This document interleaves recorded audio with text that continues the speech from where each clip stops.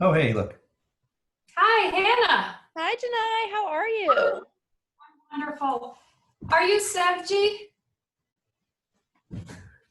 We You're can't muted. hear you.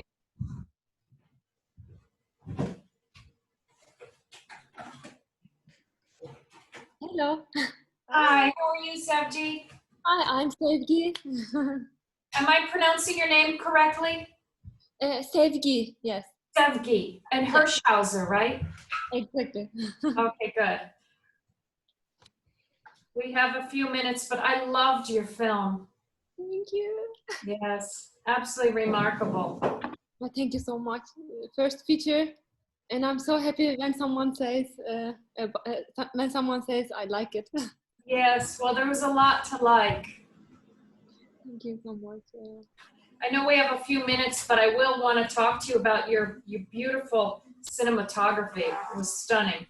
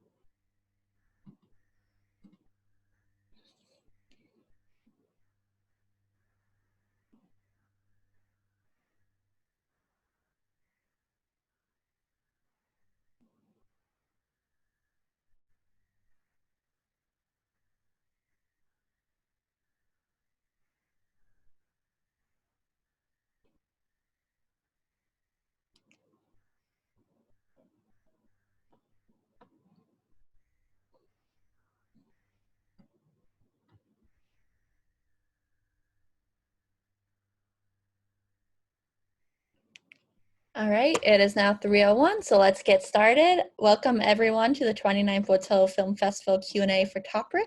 I hope everybody enjoyed this film. This event is being recorded, so please, before we begin, we have a few housekeeping notes. Please leave your mics muted during this event. We will only be accepting questions submitted for the Q&A window, which is located on your Zoom panel bar. We will try to get to as many questions as possible, but we may not have time for all of them. If you have technical difficulties, please chat privately with the hosts, myself, which is WHFF host 2. Without further ado, please welcome our moderator for the next 45 minutes, Genai.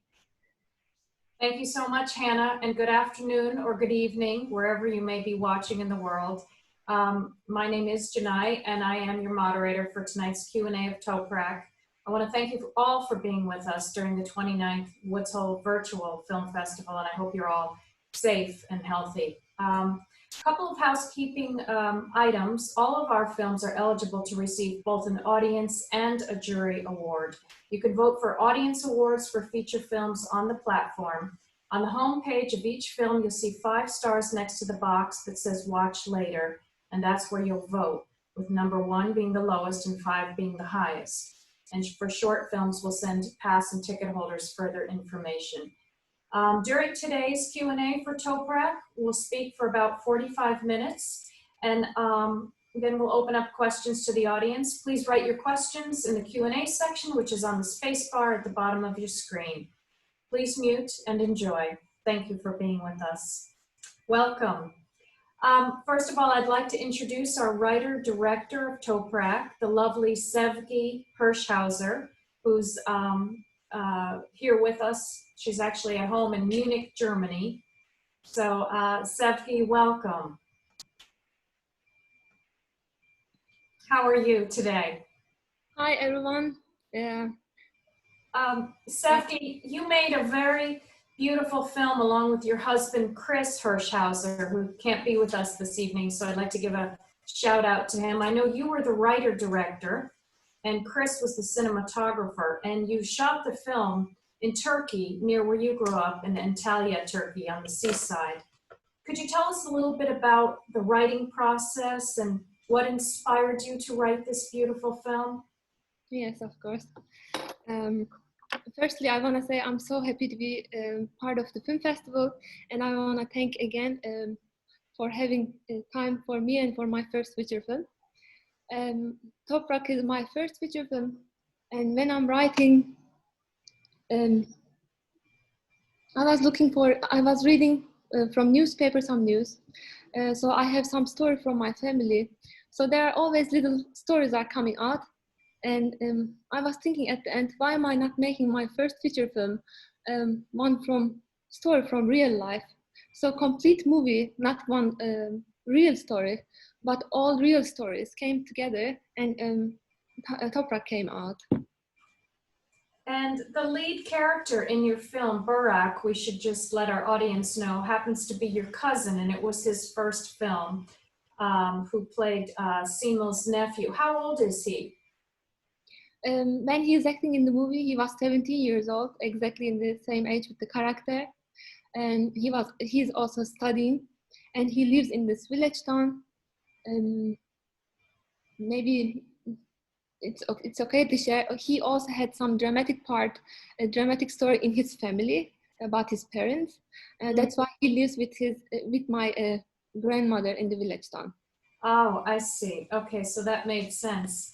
Tell me a little bit about your process and how you used music to enhance much of your scenes. I noticed there were a lot of violins, maybe some cello as well, and this film did not have as much dialogue as other narrative features, and there was so much said through nature and just through the eyes of each character. Do you want to talk a little bit about how you substituted music for dialogue? Yeah, exactly. Music came after editing part.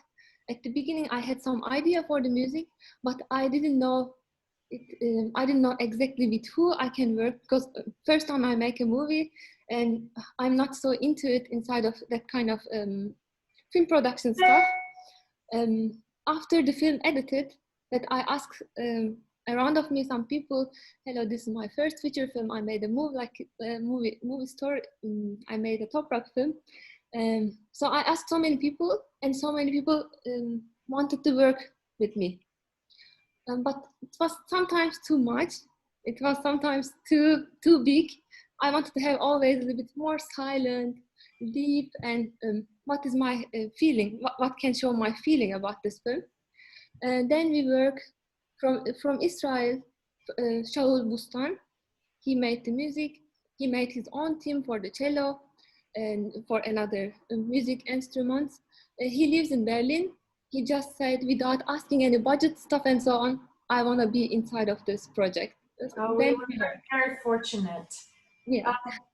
Yeah, the music really did enhance much of the scenes. I have to say, this film was so shocking in so many ways, because your main character, Semel, who plays the uncle who takes in Burak after his parents have tragically died in a car accident, is somebody that had a lot of opportunity, you know, yet he has resisted learning to read and write. And there's that wonderful line in the film where he says to Burak, I will teach you how to fish first, and then you can teach me how to read and write. But he doesn't say that to Burak until Burak is about 16 years old. So what message were you trying to give us in terms of Semel's choices? Mm.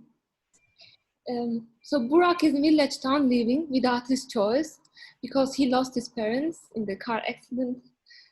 So he lives with his uncle and with his grandmother. So this is already one life form. He didn't decide it. So we are not deciding our own life too, but he started dramatically. And then his uncle coming with the traditional rules, social issues, like he's always blocking his way. He wants him to stay in the village town, like how villager should has to be. But Burak has another ideas. So he wants to go to city center. He wants to keep on studying. He has another dream. So he wants to improve in his life something. Each day they are selling fruits on the road. So it's like a poor life form, rural life form. So he wants to change something, but he's also cannot say this very openly because he's a passive character. And it is how I learned in my village town also. The children are not like so loud, so they always stay passive until some age.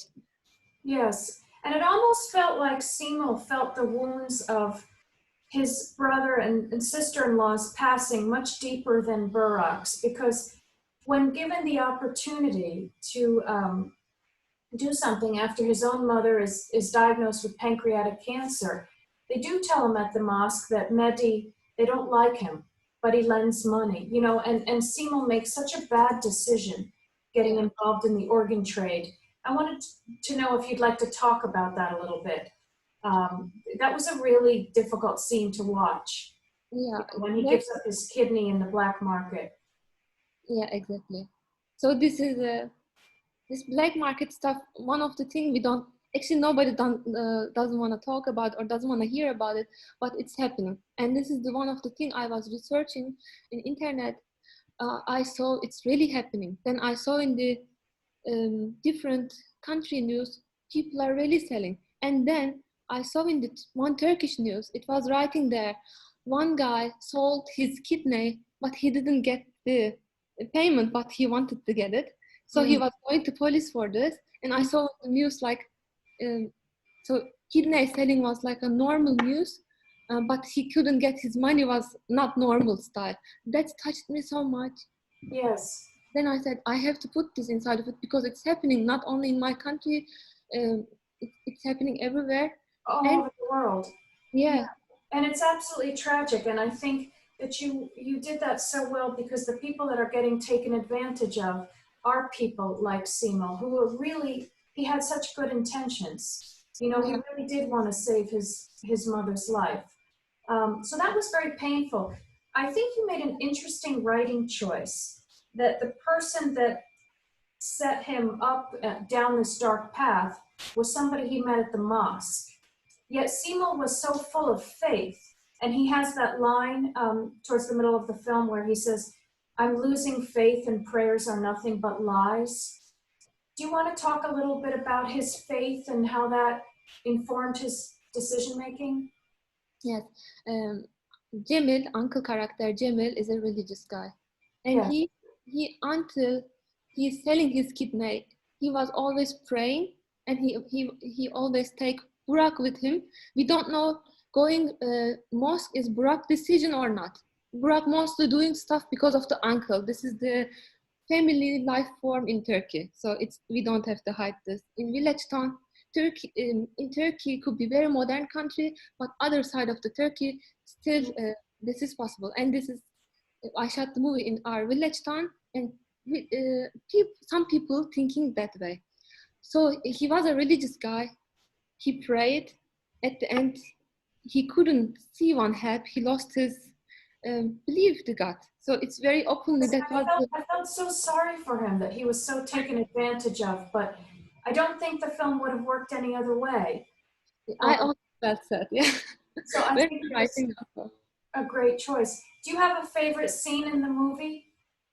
I like this scene so much because this is when you believe something, when it comes empty to you, and when you have to make one decision and it's affect your life badly. So it's that was one of the scene I like very much. And another scene is missing family. So there is a teenager. He's not a little boy. He's a teenager, and he's not a so dramatic crying character all the time.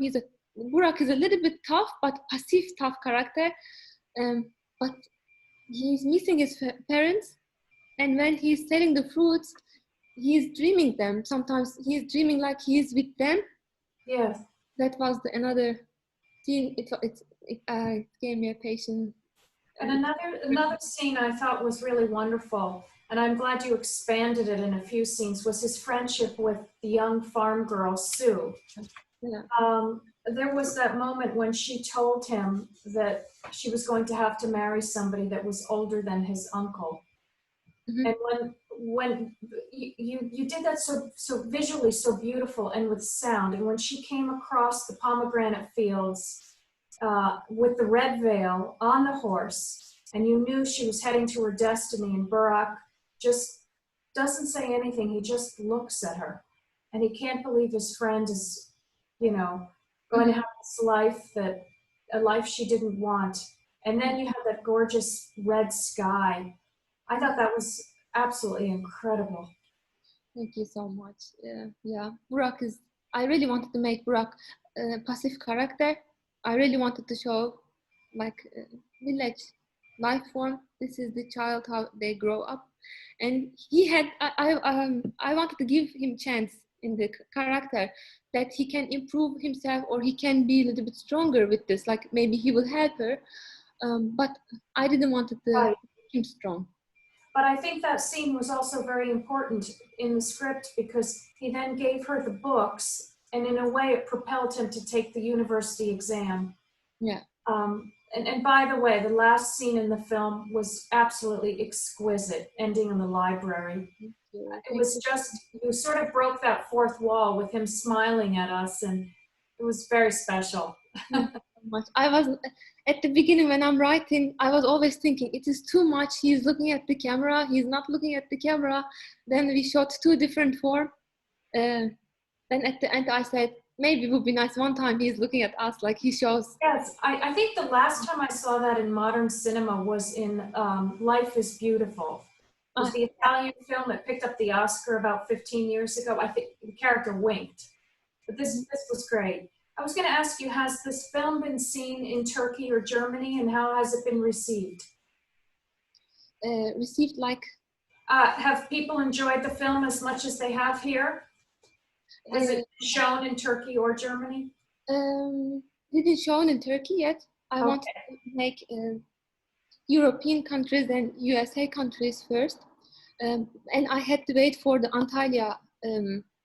Antalya screening. I had to wait a little bit longer time.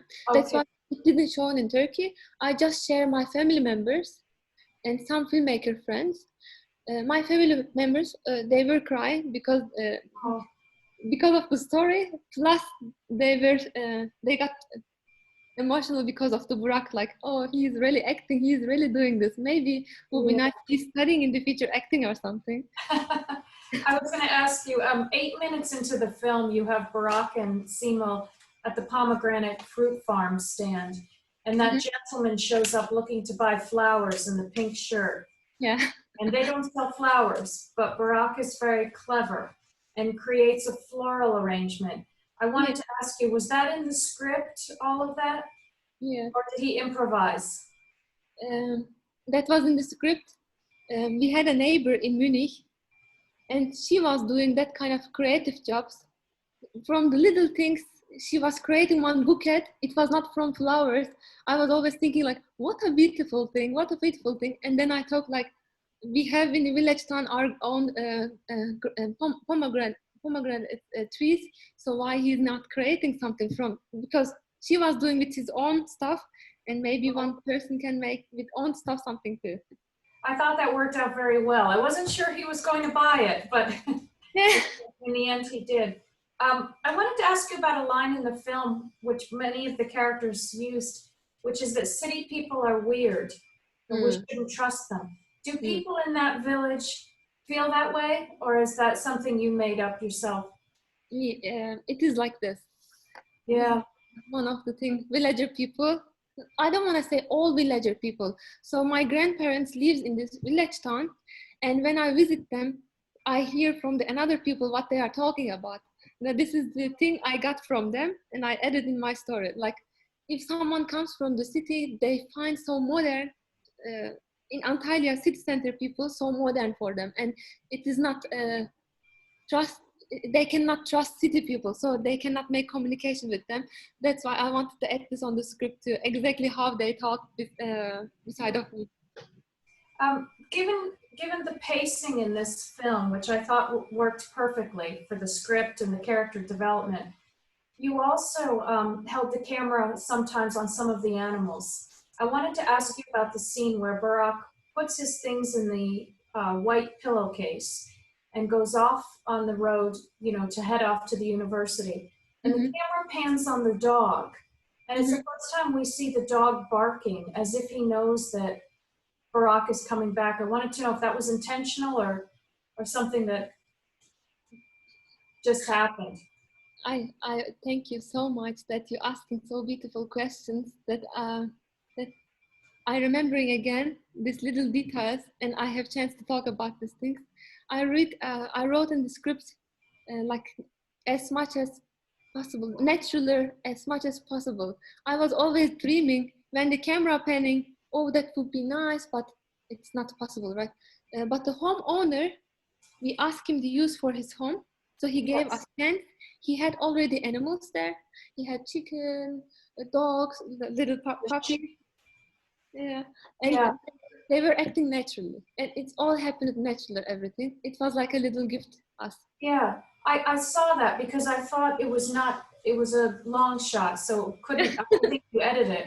I said, wait, there was no editing here. That just must have occurred. It Yeah, was beautiful. It thank, worked perfectly. thank you. Um, is there anything that you want to share with us about just your casting process? How did you find, I think the gentleman that played Samil, he's had acting experience. Yes. So his uncle character, Cemil, is coming from Istanbul. He's a professional actor. So that was an independent film. And first time I'm making a movie, and it was again about communications content. I wrote him, hello, I wrote a script. I want to make this in Antalya, Turkey, in my city. Do you have any interest? I believe you will fit the roles. I dream him all the time. I sent him message. He told me, sent me a script. I will take a look. He loved the script. He just said again, like he didn't talk about any budget stuff, anything. He just said, "I'm coming myself." So he drove with his car. He came to Antalya. Well, he's a very talented actor and was perfect for the role. Did you have any challenges yourself filming? And how long was production? Um, it was around 3 weeks with everything. Okay, that was Um, quick. yeah, working with, I work first time with actor. I work first time with the film people, film set. It is first time I was working as a assistant, a camera assistant, or in the set as a set people. But first time for my film, I made something. It was really interesting for me. It's like I want to make it again because independent filmmaking all about communication. Yes. It was so nice, like asking good, bad. If it is bad, what is the next? It's planning things. I really like it. So I would like to make it again. Interesting process was maybe I can share about the. So my husband is German. Okay. He made the camera DOP job in the movie, and we produced the movie together. And we took the equipment from Munich, and we went there with the airplane. And he wanted to take beside of him one of his friend, so who can speak German, English, not Turkish. So he took his friend. He said also like, yeah, I want to be part of it. He doesn't also have a film experience. My husband has a film experience. I have a film experience about editing, writing, and working in the set, but I didn't make my own film. So we went to Turkey. Set workers, my family members, and for the sound guy from the Antalya film community side, one person. So German there, Turkish there, they cannot connect each other. I was always controlling between two both sides. He wants this one, he wants the light here, he wants to have it was always, I got a little bit tired, but it was so painful. Well, speaking of lighting, there were some beautifully lit shots, but I wanted to talk to you about the use of fade, which isn't something we see in first-time films, but you used that when they were waiting at the pomegranate stand, and I believe Seema was bouncing a rock on his foot, and then Barack was writing. I don't see that all the time, but you showed the passage of time, and that was edited beautifully. Do you want to talk about that? Thank you so much. Um, Editing process always I tried to stay natural, and I always wanted to give a feeling like this is the village town and this is how time is passing in village town. But this rock stuff or reading book stuff, I let them with the Brock together. By the way, uncle character was really helping Brock, so he was really helpful. He said like, if I'm you, I would make it like this or like this. Mhm. He was giving him some tips. I was giving, but he has a more experience. It was like very well fit everything all together. So many things very natural. So if they add something, I didn't want to disturb. I always record. Um, when I edited the film, my version was 120 minutes. So it was Oh, I really see. long. It was really long. Then I thought maybe that was the first time I thought I like it, okay, but what people are thinking about it, it's really like so slow pacing for them, what they will react. Maybe for my first film, a little bit be friendly, and I cut it 105 minutes. And my husband pushed me to make it a little bit down. Maybe it's really long. Well, I think that had you made it 105 minutes, it wouldn't have been as rich. I mean, part of the film, the other character I should mention was Sybil, the woman in the VW bug who kept coming up to the pomegranate stand.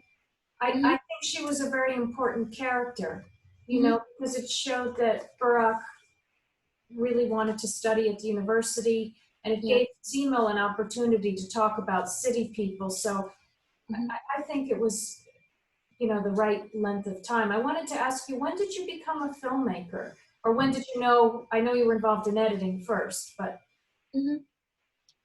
There is one more part about filmmaking experience.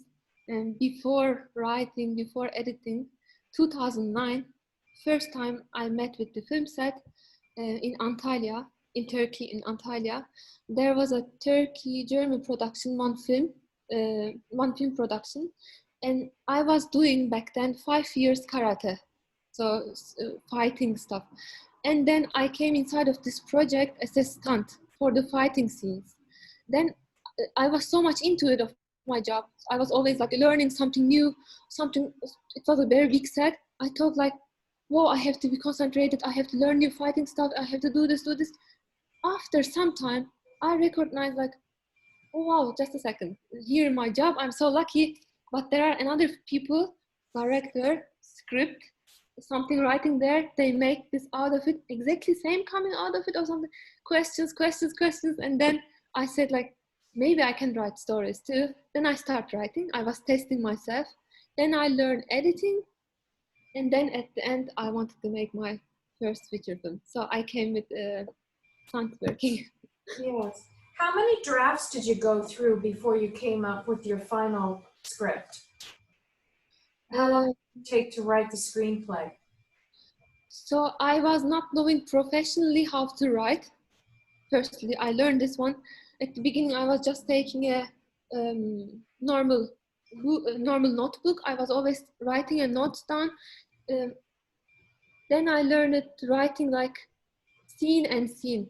This scene coming afterwards, this scene coming, I have to make this one, this one.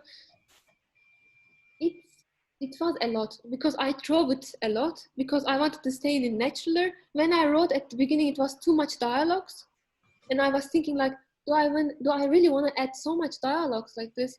Do I want to make talking movie? Do I want to explain the story with dialogues, or do I want to explain the movie like with the feelings, like how it's passing?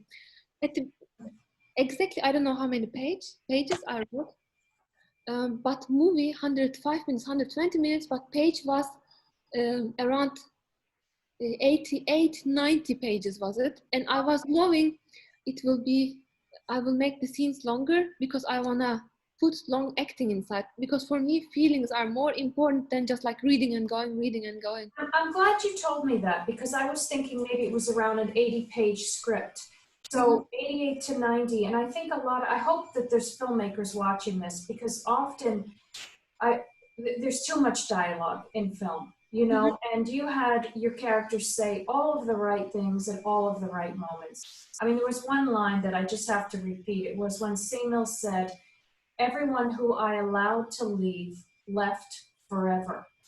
And I think that was really the essence of this film, is that he didn't want Barak to leave. It wasn't so much that he wanted him to run the pomegranate farm, because at one point he said, we can plant something else.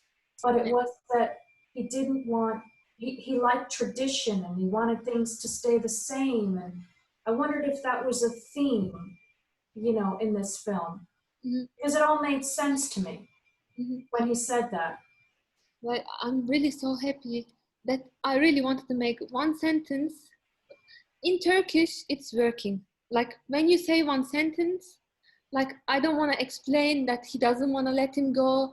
He has a dramatic part inside, traditional part. I was always thinking, with one sentence, is it possible to explain like the feelings of the person, feeling of the person? And that's why, how you said in this dialogue also, so you got the also nice Well, message. I understood that, and you're writing, I wish more American filmmakers and screenwriters would write like that, because your characters would say something and it didn't require a response from the other character. You just let the other character look and process it, and then you went into music or, you know, a nature shot. And so often, particularly as Americans, we say something and then someone wants to comment on it. But I think that's the beauty of European filmmaking. Thank you so much.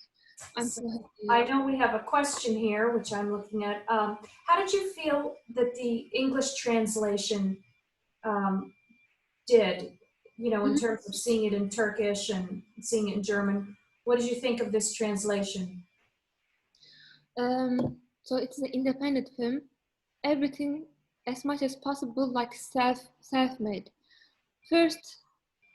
Firstly, so I was not trusting my English. I tried myself because it was it was difficult to. So did you have a translator do this? We didn't go to extra translator because it was like it was not inside of the budget. So that my problem, independent filmmakers problem, always budget, like what is possible, what's not possible. Firstly, I translated myself, Turkish to English. Then I was asking, I have some American friends, like, am I doing right? Is it exactly like this? And they were telling me like, it's not exactly what you mean. We're saying like this and like this. So it's all translations friends help. Well, there was one line in there. I figured it was an American translator, not British, because one of your characters mentioned it was once in a blue moon, which is an American expression that's been around forever. But so I laughed. This translation came from Turkish, German, one actor, named Tim Seyfi, he lives here. He's a great actor. He just came and he said, I want to help you. Doesn't matter what kind of thing. I didn't act in your movie, but what is possible? I want to help you. And then I asked him like, because he studies translations. He studied translation. That come from him. I really liked the actress who played the grandmother too. How did you find her? That was I wrote in my city theater. I wrote the theater. I sent message like I'm making one movie. So this is the characters I needed. Who can help me or who wants to be inside of the projects? And then some people wanted to act. So there was a little bit bigger character, or a little bit like it was not fitting the grandmother role. And then she came from theater side. So I wanted to have her because she will be sick. So she has to look a little bit more ill. That's why a little bit tiny lady came out of the project. But they were all so thankful. So they came to set, they work. After they work, they didn't leave the set. So they were always in the set. They were watching like what's going on. Oh, that's so good. And in Antalya, in village town and in Antalya, people are not using the location for the filmmaking. So all villagers watching film shooting time, all family members. It was like I told them they don't know anything. So I have to tell them like we have to be silent when we are recording. It is becoming a movie afterward. So then they were like all together silent. Some cows are going behind of the set. Some people are walking, but they were always silent. That was big chance of me. Right. Well, I like the way you positioned the camera angles with the grandmother because she was so frail, but a lot of the time we saw her lying down and she had this wonderful vocal quality, you know, where you knew she was sick and yet she had a lot of energy as well. She was so kind to Barack, you know. That was a nice segue, I think, in the writing when she talked about how Barack reminded him of her daughter, you know, and he went right into the dream sequence. Exactly. Yeah, again, I didn't want to show grandmother so much that I wanted to focus this tradition stuff like rural poor life thing. That grandmother scene could be a little more, but then I decided to put like it should be less. It should be like not so much drama. This is the life what they are having. But grandmother was fitting very well too. I was also happy to work. Yeah, it was a very beautiful time. And the scene that you filmed in the library, did you film that, was that in Istanbul or at a university? Normally, I wanted to shoot this in my own university in Antalya, Akdeniz University. I asked them, they were like, when did you finish the school? Then I gave the year date. They saw me that I'm a student of the university. They said like, you studied something, because I didn't study movie. I studied tourism, the management. Oh. And then they said, you studied management, what are you doing? And so on. Then that was some security times. I don't understand. They gave me a reason. It was not possible to work in library of them because of some security stuff. They said, I'm not sure right now. But then I asked the city library. They were shocked also, like, oh, someone shooting in Antalya something. Okay, come and shoot. Do you have a permission or something? They were like, okay, I have a permission here. I study. It was always like they were.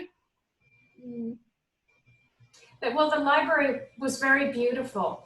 And then, of course, you changed Barack. I thought it was nice him seeing the white shirt, the use of color. It was almost like a rebirth for him with the short hair.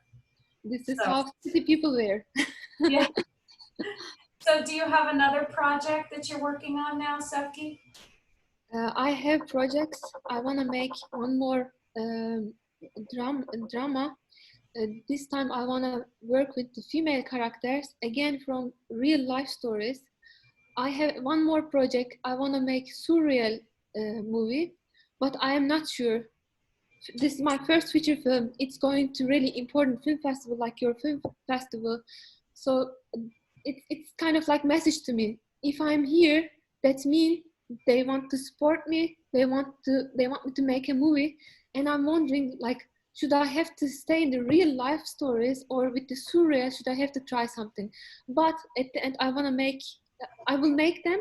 I don't know which one will come first, but I will keep on doing. I like it so much. Well, that's good. You have a bright future, that's for sure. We do have a question that came in, and I'm getting that right now from my technical assistant, Bruce. Let's see what it is. How can people follow along? Follow along with them. Keep in touch with them. I'm sorry, I don't understand the question, but perhaps we have another one. The question says, how people can continue to follow along with Sevgi and Toprak. So where will your film be seen next? Do you have other festivals it's been accepted at? Yes, I'm so happy. Maybe after your film festival, I got some film festivals. It's not allowed to say, I think. Perhaps I can give out, you have a website, which I looked at this morning, which had a list of your festivals. Exactly. What is that website address? Sevgi Hirschhäuser? Exactly, my name, my surname. There's a German A with the A punkt. Well, I found it easily enough if anyone goes to Google, and it's got a lot of information. Yeah, sevgihirschhäuser.com or Facebook Toprak Film. But I'm really happy when people are trying to connect me, or everything's so important to me. First time I made something, and I'm so open to hear, get feedbacks from people. I'm so open to hear like, hey Sevgi, it's good, but here it could be like this or could be like.